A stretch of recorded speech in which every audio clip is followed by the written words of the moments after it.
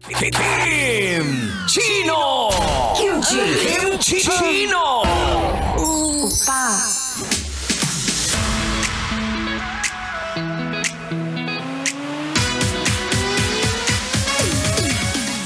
Hoy, mahal. Ito na nga, hindi porket trending, ay nako gagayahin mo.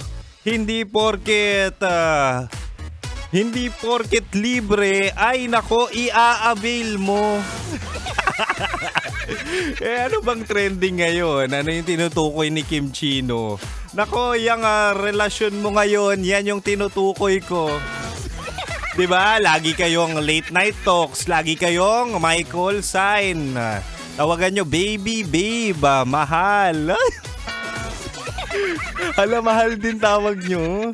Diba? May update with each other. Pero ang tawagan, kapag tinanong na hotspot, ang sasabihin, we're friends.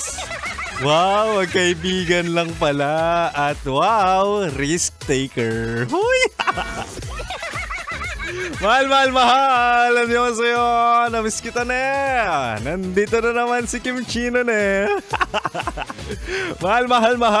Ako na naman to, ang spicy opa mo sa radyo na kapag natikman mo, hanapin mo.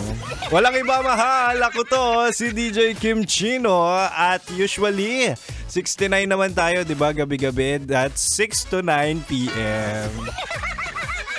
Pero mahal, no, totoo lang, parang na-e-enjoy mo na, parang na-e-enjoy mo na wala kayong label sa setup na kung tawagin ay situationship. Ang dami pa rin nagtataka, ano ba yung situationship? Wow, ayan na nga yung ginagawa nyo, hindi nyo pa alam yung definition. Ano yun? Diba yung situationship, yun yung yung almost relationship. May feelings, may kilig, may effort with each other, pero walang malinaw na label. Hindi kayo magka-MU at hindi kayo magjowa pero parang kayo. Pwede. Ito nagsiselos ka pero wala kang karapatan. Aminin mo. Yan yung tinatawag na situationship. At ngayon, nagtataka ka bakit trending yan. Sige, ngayong gabi sa ating Chinitox, usapang pag-ibig mula sa chinito ng buhay mo, ang topic natin ay ang tatlong dahilan kung bakit uso ang situationship. Ito na nga. Unang-una, ang situationship ay uso. Kasi nga, eto totoo lang. Alamin, tumbukin na natin agad. Uso ang situationship kasi takot sa commitment.